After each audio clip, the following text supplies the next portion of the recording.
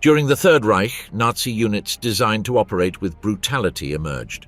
Brandenburg 800, created by Admiral Wilhelm Canaris, was made up of commandos skilled in sabotage and infiltration, known for using enemy uniforms to destabilize from within. The Einsatzgruppen, under the command of Reinhard Heydrich and later Otto Ohlendorf, were mobile execution squads responsible for over 1 million murders in Eastern Europe. The Dirlewanger Division, led by Oskar Dirlewanger, rounded up criminals released from prison and became synonymous with extreme cruelty, especially during the suppression of the Warsaw Uprising. There were also the SS-Jagdverbände, trained in covert assassinations and sabotage. The Waffen-SS Galizien, made up of Ukrainian nationalists, was used against Soviet partisans. The Sonderkommando Einsatz A was directly involved in Operation Reinhard, the deadliest phase of the Holocaust. Werwolf attempted to sow chaos after the German defeat with isolated acts of terrorism. Fallschirmjäger and Panzer Lehr, although regular units, displayed the highest level of training and fanatical resilience. The infiltrating shadow, Brandenburg 800, the elite spies. During the early stages of World War II, as German tanks roared across the plains of Poland and France, one unit operated in the shadows, far from the spotlight, long before the bombs fell and the front lines were finally defined. This unit was the Brandenburg Battalion, better known as Brandenburg 800. Although not officially part of the SS, its actions eventually merged with the most sinister methods of the Nazi apparatus, to the point that many of its members were absorbed into Himmler's machine and his extermination network. Brandenburg 800 was a special German commando unit created under the direction of the Abwehr, the Third Reich's military intelligence service, at the behest of Admiral Wilhelm Canaris. It was conceived as a covert operations force, capable of operating behind enemy lines to carry out sabotage, capture key bridges, and sow confusion before conventional armies entered the fray. Their primary tool wasn't direct combat, but rather deception, infiltration, and manipulation. Of course, they were prepared for this, like any elite force. Their extraordinary capabilities included speaking foreign languages, wearing enemy uniforms, and being able to move like locals in the territories they were to conquer. The Brandenburgers, as they were known, were carefully recruited. They usually sought out polyglots or academics, exiled German intellectuals who had lived abroad for years, and fanatical nationalists from border regions who were selected for their knowledge of foreign languages and cultures. They trained to remain invisible. They learned to disguise themselves as Soviet soldiers, Polish peasants, or French railway workers, and they had enough information to maintain their persona even in front of the locals. Their strategy was clear: deceive in order to win. During the invasion of Poland in September 1939, the Brandenburg 800 had its first baptism of fire. Dressed as Polish civilians, they sabotaged infrastructure, attacked railway depots, and seized strategic bridges ahead of the Wehrmacht's advance. It was a complete success. In France in 1940, their commandos captured the vital Moerdijk Bridge and infiltrated the Netherlands with false documentation, destabilizing communication systems. In the eyes of the German High Command, they were a formidable force. But the effectiveness of their covert operations came at a moral price, as it entailed the complete erosion of the rules of conventional warfare. The line between military operations and acts of terrorism quickly blurred. In Yugoslavia, the Brandenburgers participated in repression missions against partisans, and in the east they accompanied the German armies in Operation Barbarossa, being used in mop-up tasks and the annihilation of resistance groups. As the conflict intensified, their actions ceased to be guided by tactics and began to be tinged with the ideological brutality that characterized the SS. It was precisely on the Eastern Front that the unit became irreversibly contaminated by the logic of extermination. Many of its members actively collaborated with the Einsatzgruppen, the death squads that executed entire communities of Jews, Roma, and Communists in an act remembered as the Holocaust under the open sky.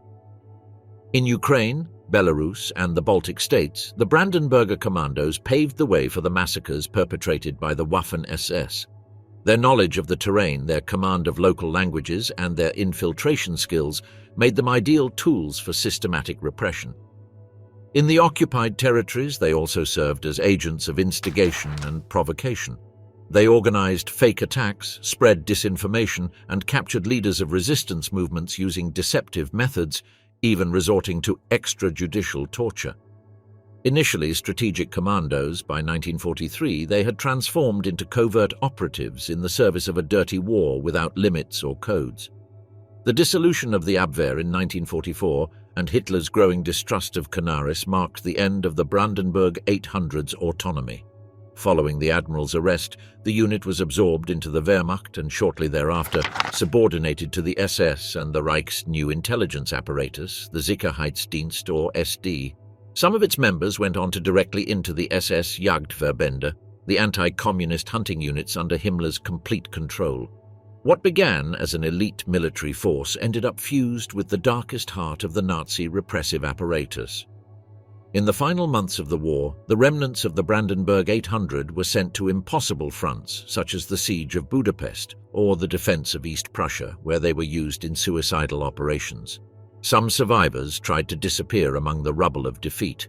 Many were recruited by Western intelligence services during the Cold War, due to their experience in unconventional warfare and their knowledge of the Soviet bloc countries, the price of geopolitical pragmatism.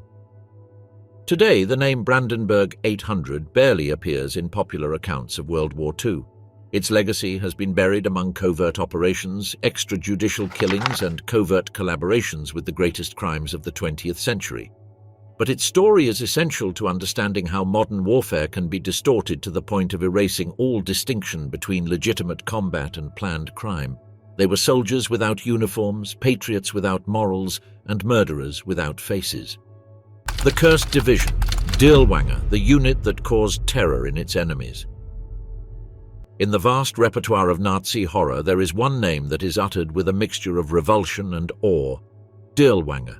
It wasn't simply a military unit, it was a macabre social experiment, an army of criminals at the service of institutionalized sadism. The 36th Waffen-Grenadier Division of the SS, known as the Dirlewanger Division, took the concept of brutality to limits that were difficult to justify even within the criminal universe of the SS. Its actions marked such a profound moral abyss that many officers within the Third Reich were scandalized by its behavior. Its origins date back to 1940, when SS officer Oskar Dirlewanger, a World War I veteran, member of the Freikorps, and convicted criminal, proposed the creation of a unit composed of imprisoned poachers. Dirlewanger maintained that these men, accustomed to violence, stealth, and survival in extreme conditions, would be ideal for fighting partisans in occupied territories. Himmler, seduced by the idea and by Dirlewanger's fanatical loyalty, approved the experiment. Soon, the unit expanded. It no longer included only poachers, but also rapists, murderers, sadists, and psychopaths recruited from German prisons. It was, in the words of one SS officer, a pack of uncontrollable beasts led by a degenerate. And yet this pack was systematically deployed by the Reich to crush any sign of resistance in Eastern Europe. In 1941, the unit was sent to Belarus to participate in anti-partisan and anti-guerrilla asymmetric warfare operations. But far from fighting exclusively irregular combatants, the Dirlewanger waged a campaign of extermination against civilians, especially Jews, women, the elderly, and children. Its methods? These included burning villages with their inhabitants inside, mass rape, public torture, and random executions. The killings were accompanied by macabre banquets and orgiastic celebrations. The war, in Dirlewanger's hands, became an orgy of destruction. In its wake, denunciations were quick to arrive. Wehrmacht officers, horrified by the unit's behavior, sent reports to Berlin warning of the moral and strategic impact of such atrocities. But Himmler turned a deaf ear, as Dirlewanger was his creation and he was its Dr. Frankenstein, its culpable creator. In his view, he effectively fulfilled the task of eradicating resistance without humanitarian scruples or moral barriers. In a total war, anything went. During the Warsaw Ghetto Uprising in 1943, the Dirlewanger Division played a key role in the repression. It participated in the systematic destruction of the ghetto and the murder of thousands of Jews. But its most infamous intervention would come in 1944 during the Warsaw Uprising, when the Polish people rose up against the Nazi occupation. Himmler sent the Dirlewanger Division with a clear order to crush the insurrection with the utmost brutality possible to instill terror. It was then that the unit reached its climax of sadism. In the Wohler district, in the first days of August 1944, the Dirlewanger Division, along with other SS battalions, executed more than 40,000 civilians in a matter of days. The murders were carried out house by house, with fire, grenades, knives, and systematic sexual violence. Children were thrown against walls, pregnant women were bayoneted to the point that the German High Command considered the massacre unnecessary and counterproductive. And yet, Dirlewanger continued to rise. He was awarded the Knight's Cross for valor in combat. His unit, now elevated to the rank of division, was sent to Slovakia, then Hungary, and finally to the Western Front. Its operations remained the same: mass murder, rape, looting, and unbridled cruelty. But deteriorating morale, drug addiction among its ranks, and a lack of discipline turned Dirlewanger into a threat to its own allies as well. At the end of the war, the scattered remnants of the unit were decimated by the Allied forces. Oskar Dirlewanger was captured by French troops in June 1945. According to the most credible reports, he died shortly afterward in custody, probably lynched by Polish or Czech guards, although the exact circumstances have never been fully clarified. His body was buried in a mass grave without honor or identification, like an anonymous beast returned to the earth. Today, the Dirlewanger Division represents the absolute descent of a military organization into the abyss of barbarism. It was living proof that under certain conditions the state can legitimize the illegitimate and glorify the monstrous. The unit did not act in secret. Its crimes were known, tolerated, and in many cases celebrated by the Nazi High Command. The terror it sowed was not an accident of war, but a deliberate tool of repression and extermination. At the Nuremberg trials, several SS officers attempted to distance themselves from Dirlewanger, claiming that she did not represent the entire organization. But that excuse doesn't stand up to scrutiny, because Dirlewanger was SS to the very end. It wasn't an isolated mistake. It was an extreme manifestation of a general logic, that of absolute contempt for life, institutionalized racial hatred, and unlimited power transformed into methodical sadism. Administrators of extermination, the Einsatzgruppen, the bureaucrats who optimized the Holocaust. Before the gas chambers were built, before the barbed wire fences at Auschwitz or the crematoria at Majdanek, the Nazi genocide had already begun. Not in the silence of the camps, but in the open air, in forests, ditches, and ravines. And it was the Einsatzgruppen, the mobile extermination squads, who carried out the first phase of the so-called final solution. Men in uniform fired without hesitation, filed figures, and returned to their offices smelling of gunpowder and death. These men carried out another genocide, remembered to this day as the Holocaust under the open sky, or the Holocaust by gunshot. The word Einsatzgruppen can be translated as operational groups, but their function went far beyond operational matters. These special SS commandos were created by Reinhard, head of the Reich Main Security Office, and their mission was clear from the outset: to follow the German army as it advanced through Eastern Europe and eliminate all those considered enemies of the Reich. Jews, communists, intellectuals, gypsies, and in many cases ordinary civilians suspected of alleged hostile attitudes toward the regime. At the start of Operation Barbarossa, the German invasion of the Soviet Union in June 1941, 4 main groups, Einsatzgruppen A, B, C, and D, were deployed behind the front lines.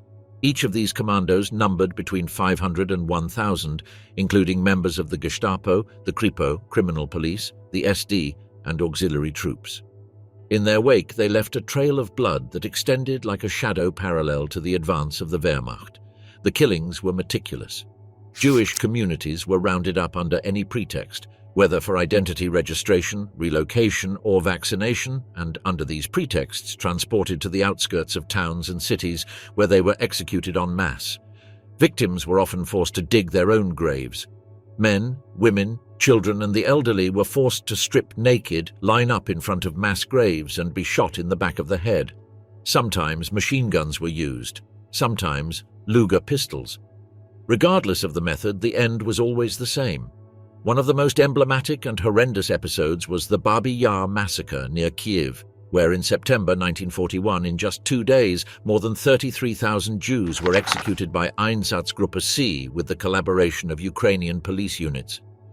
This was not an anomaly, but a kind of exemplary punishment, a warning of what was to come on a larger scale. In places like Kaunas, Minsk, Riga, and Kharkiv, ravines became anonymous cemeteries where the earth was forced to swallow thousands of corpses. Throughout 1941 and 1942, the Einsatzgruppen murdered more than 1.5 million people. They did so with papers in hand, lists of names, and daily reports sent to Berlin. The bureaucratic coldness with which they operated is perhaps the most disturbing aspect of their legacy.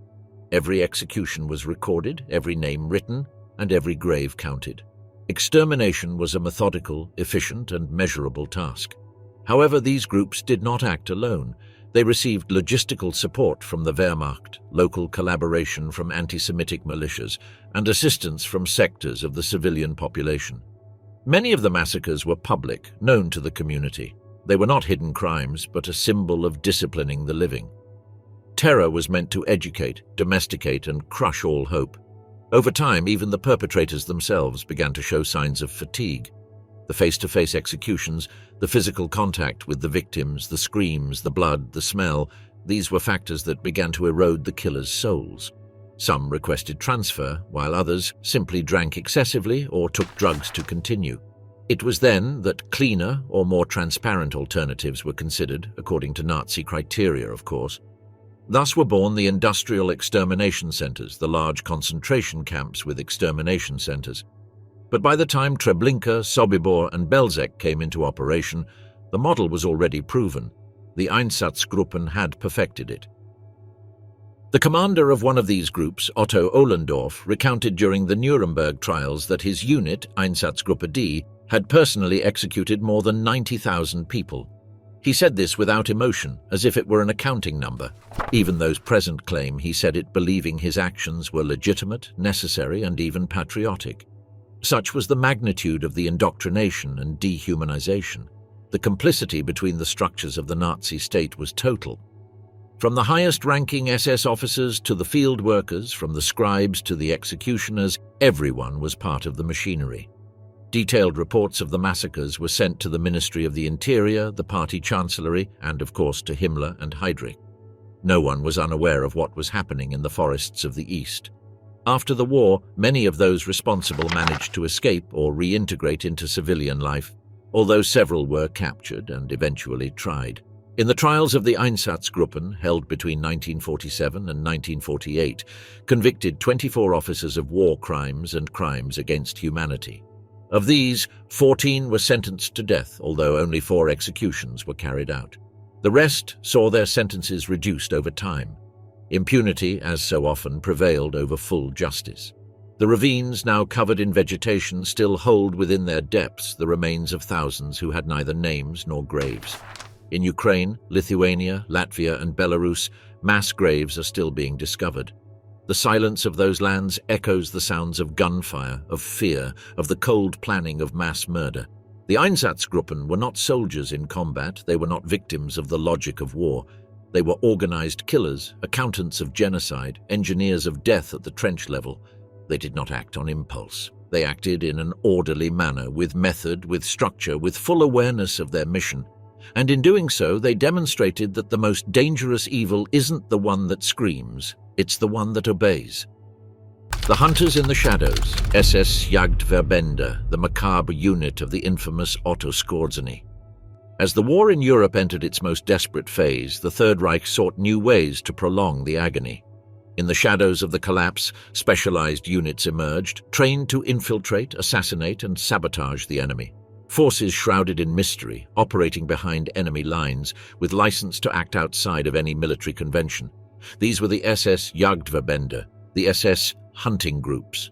And although their history is less well known than that of other Nazi units, their actions reveal a dark chapter of the conflict, the militarization of espionage and covert violence.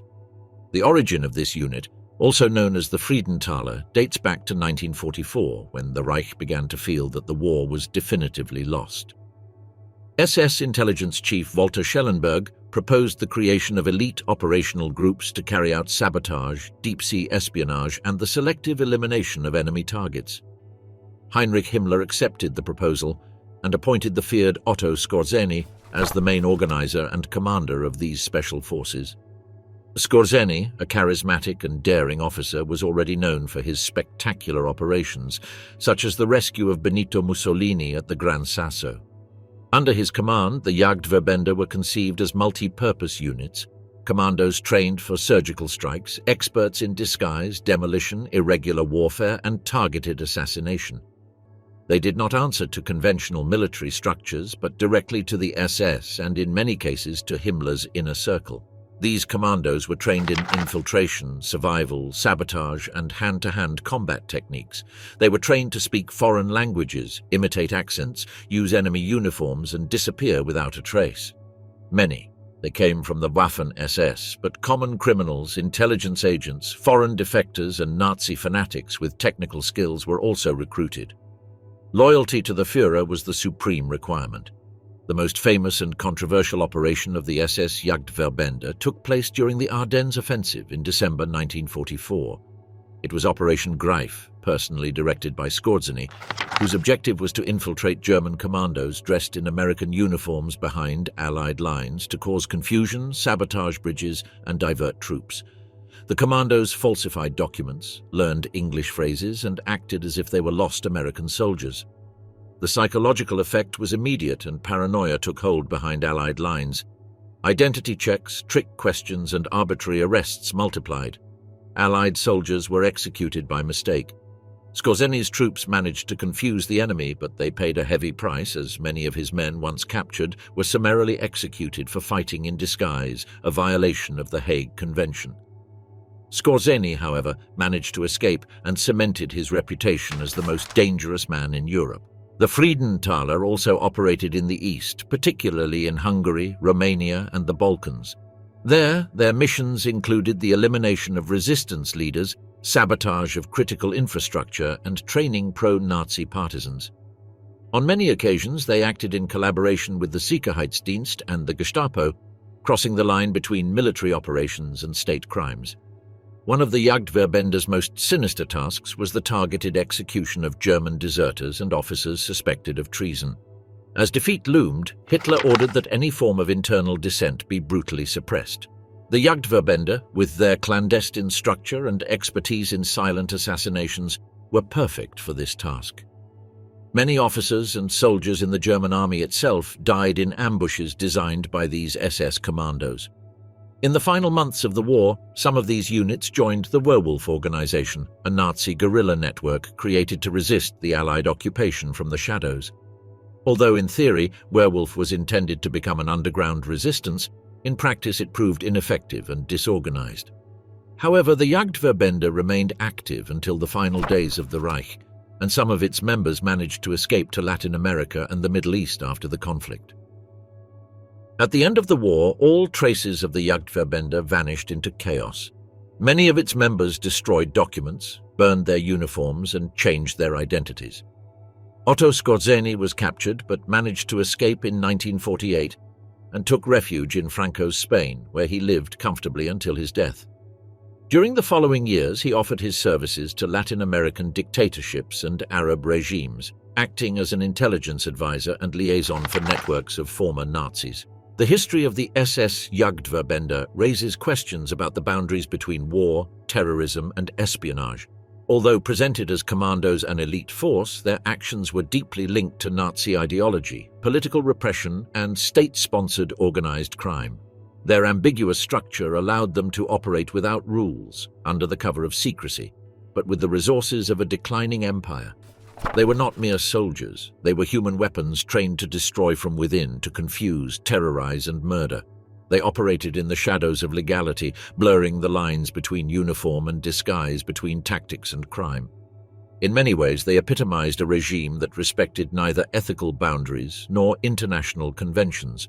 Today, the Friedenthalers survive in fragmentary documents, Allied intelligence reports, and in the echoes of a war that turned the secret war into an extension of genocide. They were the hunters of a dying Reich, and when there was no one left to hunt, they hunted each other. Traitors and patriots, Waffen-SS Galizien, the Ukrainian division between the swastika and the trident.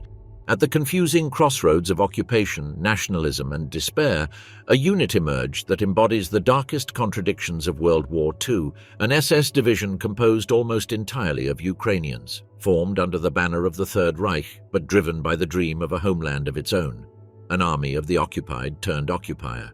The 14th Waffen-Grenadier Division der SS, better known as the SS Galizien Division, was both a tool of Nazism and a reflection of the ethnic conflict that tore Eastern Europe.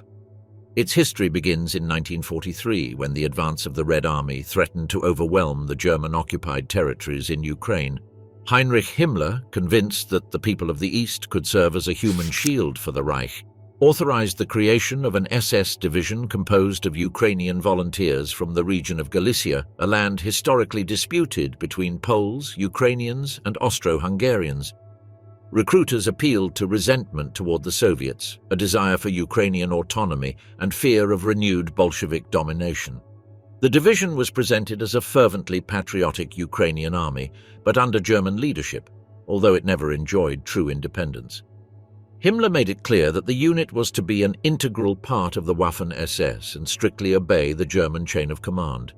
Despite this, thousands of young Ukrainians answered the call, some out of nationalist conviction, others out of opportunism, and many simply to escape poverty, Soviet repression, or forced conscription into the Red Army. Training began in Neuhammer, Silesia, under the instruction of German officers and with the emblem of the golden Galician lion as a distinctive symbol. From the beginning, the soldiers were indoctrinated in the ideals of National Socialism, although in many cases without fully understanding its scope. The official language was German, and any open expression of Ukrainian separatism was harshly punished. The first real test came in July 1944, during the Battle of Brody on the Eastern Front. There, the SS Galizien was thrown into combat against the Soviet advance as part of the German 13th Army Corps. The result was disastrous. Surrounded and crushed by Soviet forces, the division suffered catastrophic losses, with more than 70% of its personnel killed, captured, or missing. The battle was so brutal that for years it was known in western Ukraine as the Galizien Hecatomb, but despite such a tremendous failure, the division was not disbanded. That was what it was there for, cannon fodder. For this reason, the remnants were reorganized, reinforced with new recruits, and assigned to anti-partisan and security duties in Slovakia, Slovenia, and Austria. It was in these operations that its darkest side became more pronounced. The SS Galizien participated in reprisals against civilian populations suspected of supporting communist partisans. Its members were involved in village burnings, deportations, summary executions, and ethnic massacres, particularly against Polish communities in the border region. One of the most infamous actions occurred in February 1944 in the Polish village of Huta Pieniaka, where units affiliated with the SS Galizien, along with auxiliary forces, exterminated more than 500 Polish civilians. The victims were burned alive, shot, or had their throats slit. For years, this crime was minimized or silenced, both by former combatants of the division and by nationalist narratives seeking to exonerate it. However, documents and testimonies have confirmed its direct participation in acts of ethnic cleansing within the framework of a total war in which the lines between combatants and civilians blurred. Despite these atrocities, the division continued to operate until the final months of the war. In 1945, it was renamed the 1st Ukrainian Division of the Ukrainian National Army, in a belated attempt to give it an independent national facade. However, by then, the Third Reich was crumbling, and the division eventually surrendered to British forces in Austria. What followed was a chapter fraught with historical ambiguity and political dispute. Unlike other SS units, members of the Galizien were not handed over to the Soviet Union. Many sought refuge in the United Kingdom, Canada, and the United States, under the premise that they had fought against communism and had not committed proven war crimes. Some were even admitted as political refugees, since in the context of the Cold War, anti-Sovietism served as a safe passage, even for Nazis or war criminals. Decades later, the legacy of the SS Galizien continues to divide historians and societies. For many nationalist Ukrainians, especially in the west of the country, The division represents a desperate struggle for independence, a resistance against Soviet occupation, and a symbol of national identity. In cities like Lviv, commemorations and funerals for veterans have been held, accompanied by flags and religious processions. For others, both inside and outside Ukraine, the Galizien is a criminal unit, part of the Nazi genocidal machinery, responsible for the massacres of civilians and active collaboration with the Reich. The UN, human rights organizations, and numerous academics have pointed out the danger of glorifying an SS unit, regardless of the contextual nuances. The truth, as is often the case with the murkiest chapters of history, is not unequivocal. The SS Galizien was simultaneously a tool of German domination, a reflection of radicalized Ukrainian nationalism, and an actor in the ethnic war that ravaged Eastern Europe. Many of its members were young peasants dreaming of a free Ukraine, others were fascist fanatics, and still others were mere pawns in a war that devoured lives without distinction. Today, the names of Brody, Huta Pieniaka, and Neuhammer resonate as reminders of how complex, tragic, and dangerous it is to romanticize alliances forged in times of despair. The SS Galizien division marched under two symbols, the swastika and the trident. An entire generation was trapped between the two. And its history warns us of the moral abysses to which the struggle for the nation can lead when it is disconnected from humanity. The gears of the Holocaust, Sonderabteilung Einsatz are the brutal machinery that executed the final solution. There are names that evoke horror with surgical coldness. Words that, wrapped in a bureaucracy of acronyms and euphemisms, conceal the most abject reality humanity has ever witnessed. Sonderabteilung Einsatz are, the special SS unit in charge of Operation Reinhard, was one of those dark cogs in the genocidal machinery of the Third Reich. Behind that technical name lay a systematic extermination project, cold, planned, and efficient. Its objective was the total annihilation of the Jews of the general government, the territory of occupied Poland. Operation Reinhard was named in honor of Reinhard Heydrich, the mastermind of the final solution, assassinated in Prague in 1942. His death unleashed one of the most brutal responses of the Nazi regime, which consisted of accelerating the extermination of the Jews in Eastern Europe. Unlike the mass shootings carried out by the Einsatzgruppen in the USSR, Operation Reinhard opted for the industrialization of death. A final solution that was quieter, more administrative, streamlined, and above all, more impersonal. The Sonderabteilung Einsatz R, or Unit R of the Special Einsatz Department, was the unit charged with coordinating and executing this operation. It was not a combat battalion. It was a death management force. Its structure was composed of SES officers, members of the Totenkopfverbände, the branch that administered the concentration camps, and local collaborators such as Ukrainian police, Baltic Guards, and auxiliary units trained at the Troniki camp. The main headquarters of the operation was located in Lublin under the command of SS Brigade Führer Odilo Globoknik, former Gauleiter of Vienna and devotee of Himmler. Einsatz R's mandate was clear: to exterminate the Jews of the general government, who numbered more than 2 million. The chosen method would be the establishment of dedicated extermination camps, that is, without forced labor functions designed exclusively for killing. This policy would give rise to 3 names that even today chill the blood: Belzec, Sobibor, and Treblinka, all of them under the direct supervision of the Sonderabteilung. Reinhard's camps were not Auschwitz. They were not hybrid factories of slavery and death, but pure facilities dedicated to mass murder. At Belzec, for example, victims were sent directly from the trains to the gas chambers, without medical selection or registration. The chambers, camouflaged as showers, ran on carbon monoxide emitted by diesel engines, causing death within 20 minutes. The bodies were then buried in mass graves and later dug up and burned to eliminate evidence. Treblinka, the deadliest of the 3, reached an extermination rate of 10,000 people per day. It is estimated that between 700,000 and 900,000 Jews died there in just over a year. The camp included a reception area, an undressing area, and the death building.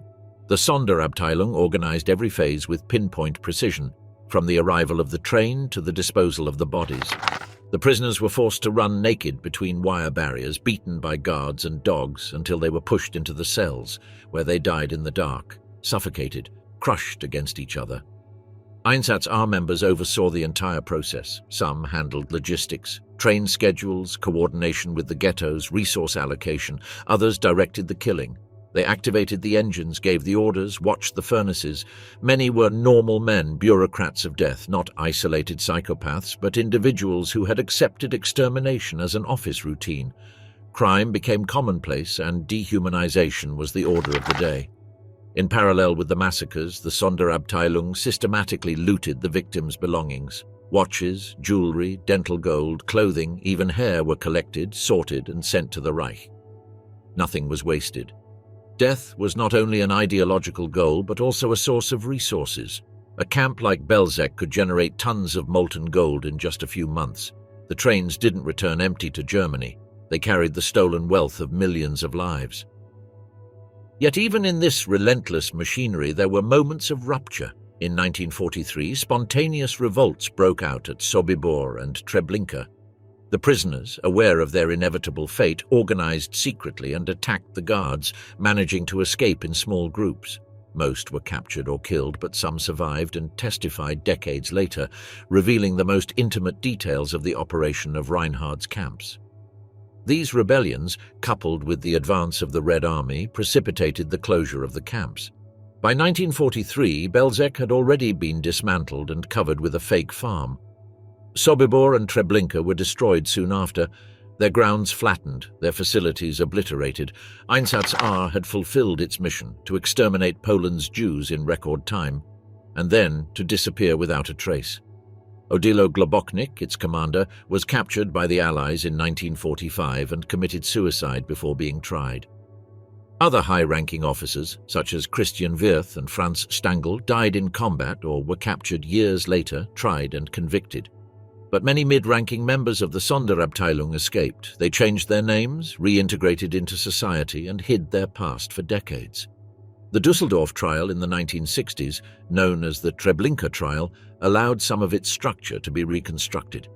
But the silences were long, and witnesses were increasingly scarce. To this day, Operation Reinhard remains the deadliest episode of the Holocaust.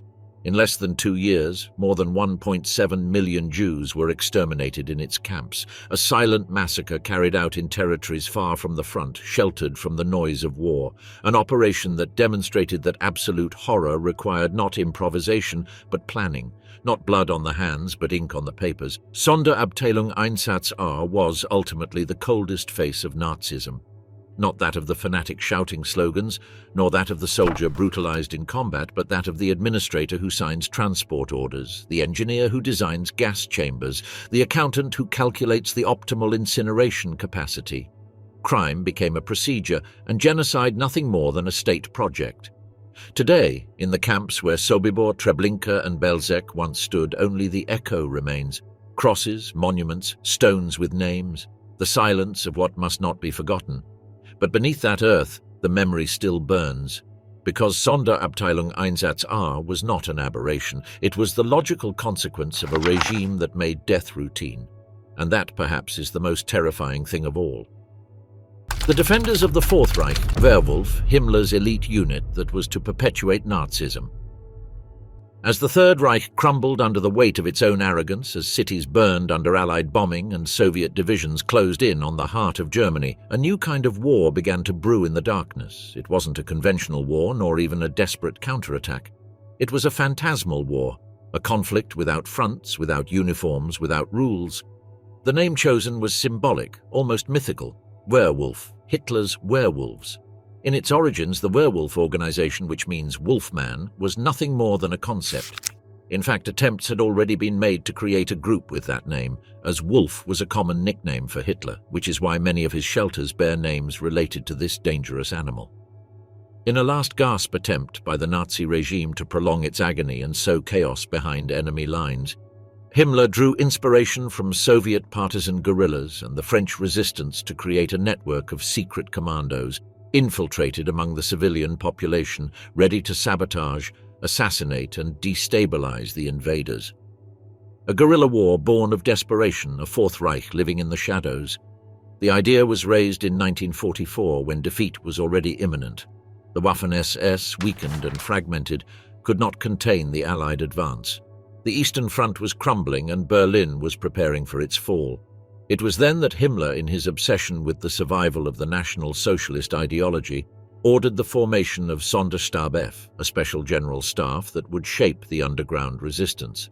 The project was entrusted to Hans Adolf Prützmann, an SS officer who had fought the partisans in Ukraine with extreme brutality. He would become the Werwolf Reichsführer. The training of these new commandos was intensive, selective, and ruthless. In hidden bases, such as Hülschrath and Krummhübel, the Werwölfe learned to handle explosives, shoot accurately, sabotage communication lines, and carry out targeted assassinations. They were taught to survive behind enemy lines, to blend in among civilians, and to sow fear without leaving a trace. They were faceless fighters, without headquarters and without a clear operational plan. Regardless, Reich propaganda exaggerated their power, creating a terrifying mystique around the werewolf. In March 1945, Radio Werwolf began broadcasting on shortwave. Its motto was sabotage, murder, and terror.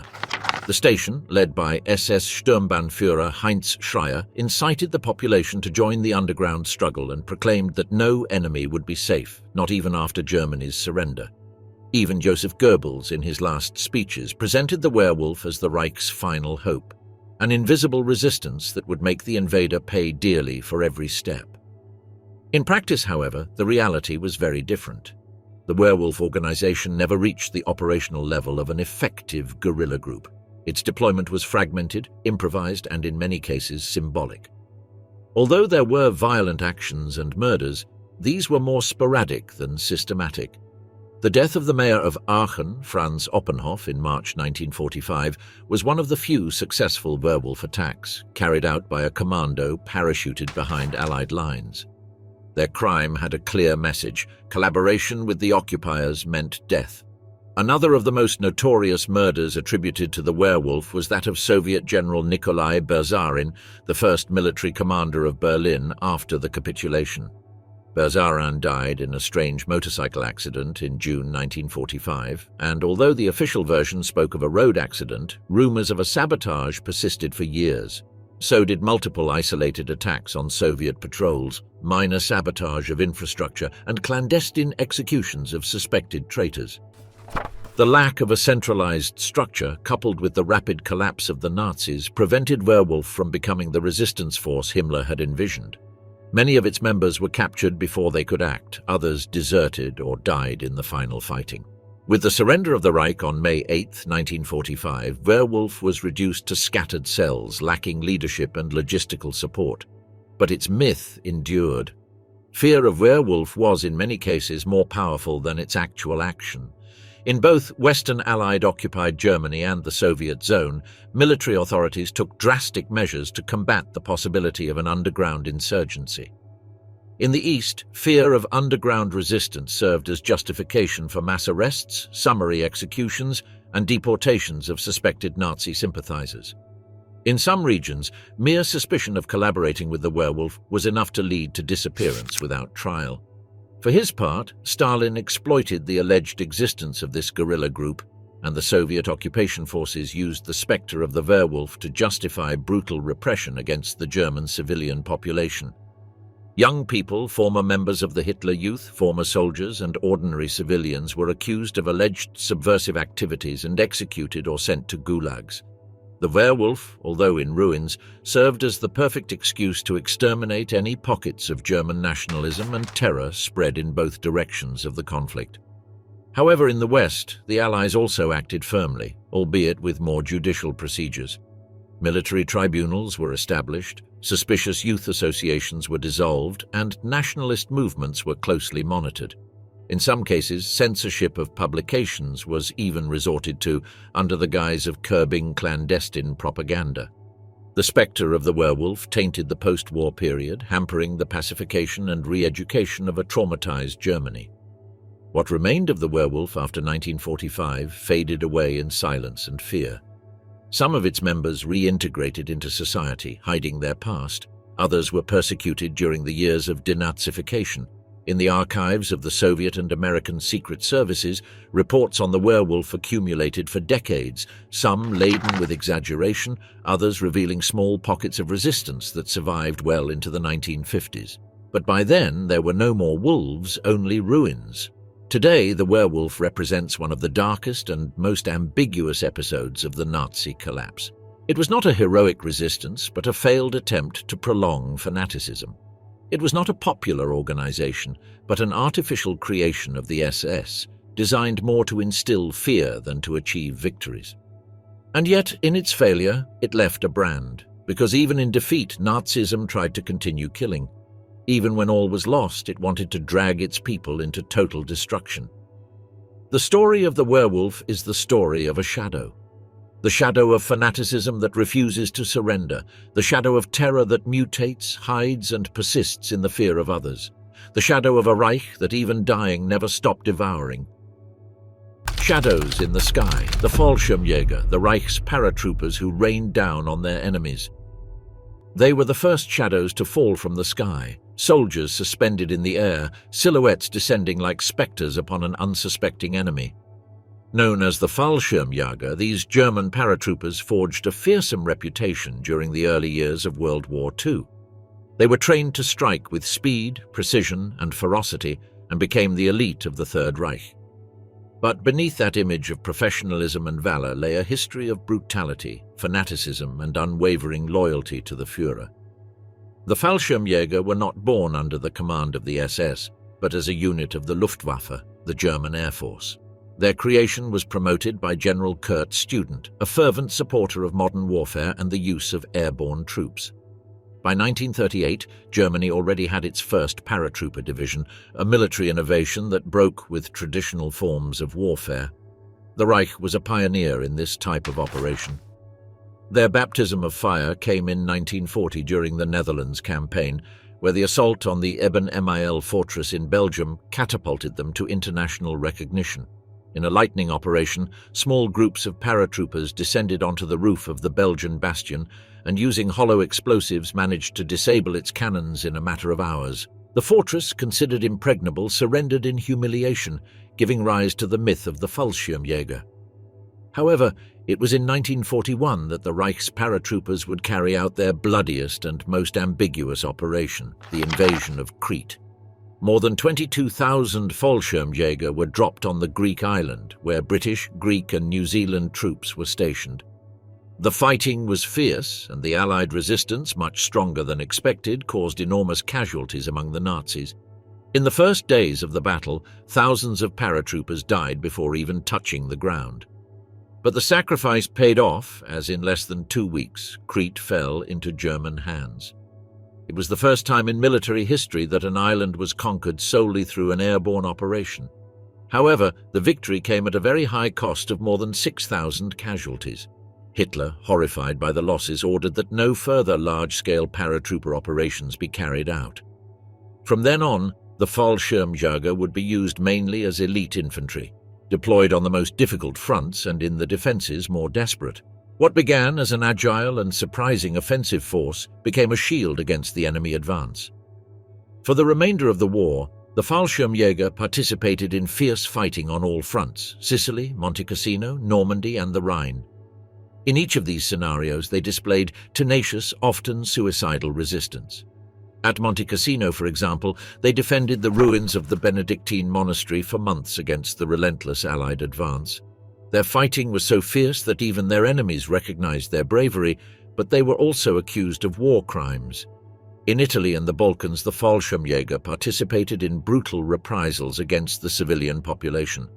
In Crete, after the surrender, they executed hundreds of inhabitants as punishment for local armed resistance.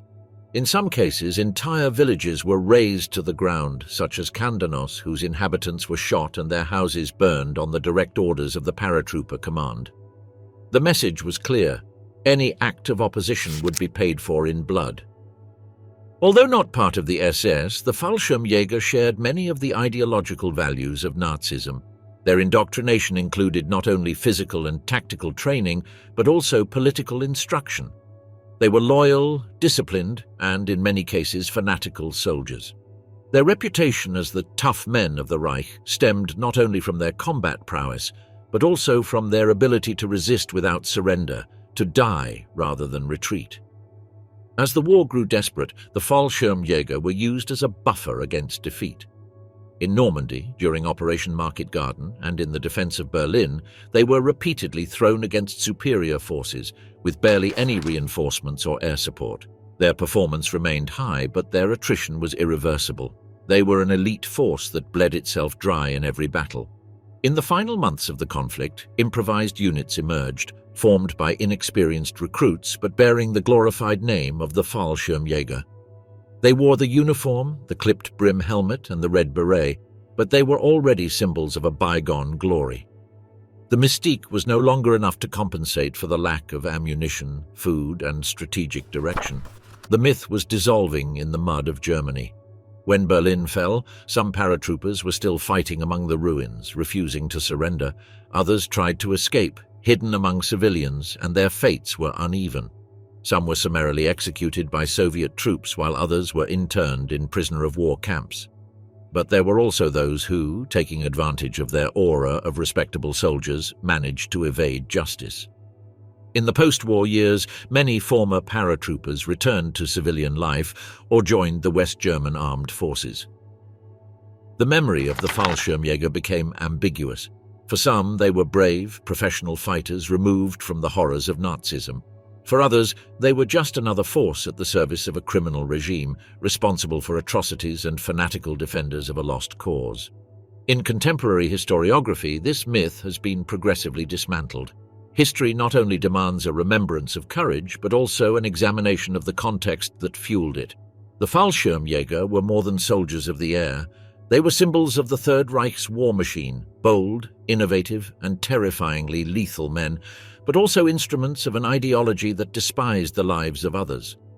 From the skies of Crete to the ruins of Berlin, their trajectory marked a path of fleeting glory and lasting destruction. Because even the swiftest wings cannot escape the weight of history.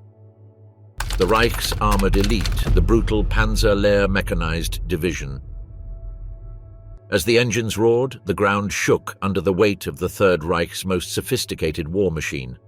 Armored vehicles, tanks, and half-track vehicles were deployed with mathematical precision, like chess pieces in a lethal game. At the center of this steel symphony was a unique unit, the Panzer Lehr Division, the Armored Training Division. Its name evoked experience, discipline, and knowledge. But what began as an elite force meant to teach soon became the spearhead of the horrors of war. The Panzer Lehr Division was formed in January 1944, at the height of the German war effort. It was born from an unusual merger. The most senior cadres from the Reich's armored training schools, comprised of experienced instructors and officers, joined select motorized and armored infantry units. These men were no novices. They had spent years teaching the art of armored warfare. Now they would be called to the front as combatants. This unit did not belong directly to the Waffen-SS, but its professionalism, fanaticism, and destructive capacity made it comparable to any SS division in terms of efficiency and brutality. The Panzer Lehr was not just a fighting force, but an exemplary display of the best that Germany had to offer in military technology. It boasted the most modern tanks in the German arsenal, the Panzer IV Aus F, H the fearsome Panther, and in some cases even Tigers. Its vehicles were equipped with radios, additional armor, and elite crews. The division was conceived as a mobile reserve to repel the expected Allied landing in the West. Its deployment was immediate. In June 1944, just 6 months after its creation, it was sent to Normandy, to the heart of hell. There, in the fields and villages of northern France, the Panzer Lehr faced the Allied forces with unparalleled ferocity and organization. It was one of the few German units that managed to successfully counterattack during the first days after D-Day. The battles in Normandy, however, became machine-translated by Google a death trap for the division. Constant aerial bombardment by Allied aircraft shattered its formations. Entire columns of tanks were annihilated before entering combat. In ground engagements such as the Battle of Tilly-sur-Seulles and Villers-Bocage, the division displayed a devastating ability to halt British and American advances. But the price was high, as despite its sophistication, Panzer Lehr could not indefinitely resist Allied industrial power.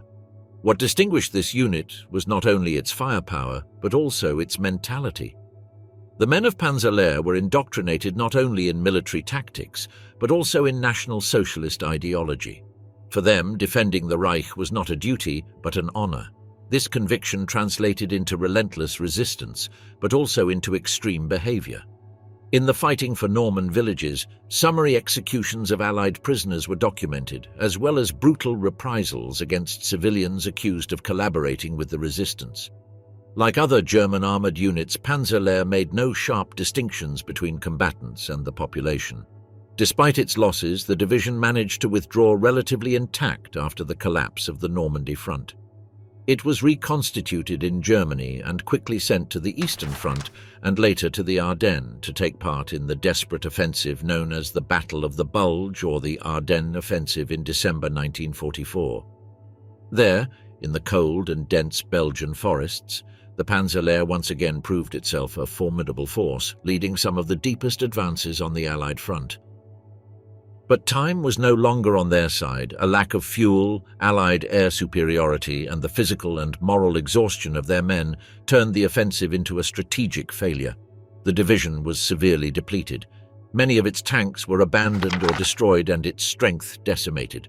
In 1945, what remained of Panzer Lehr was thrown into the defense of Germany. It participated in the fighting on the Rhine near Würzburg and was finally encircled by American forces. Its remnants surrendered in May 1945, exhausted, surrounded, and without hope. But even in defeat, the division's veterans were viewed with respect by their adversaries, who recognized their discipline and tactical effectiveness. What they didn't know was that beneath this apparent professionalism also lurked the typical horrors of the Reich. The history of the Panzer Lehr symbolizes the evolution of the German army during World War II, from a brilliant offensive force to a desperate defensive force.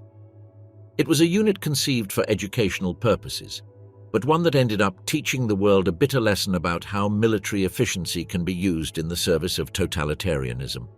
Like other elite divisions of the Third Reich, its legacy is tainted by the context in which it operated, a war of conquest, annihilation, and fanaticism. Today, the remains of Panzer Lehr tanks lie rusting in museums across Europe or buried beneath French and Belgian soil. But the shadow of their passing still resonates. They were the best in the service of the worst. A paradox that defines many of the Third Reich's combat forces, a technical professionalism coupled with blind obedience to a genocidal regime.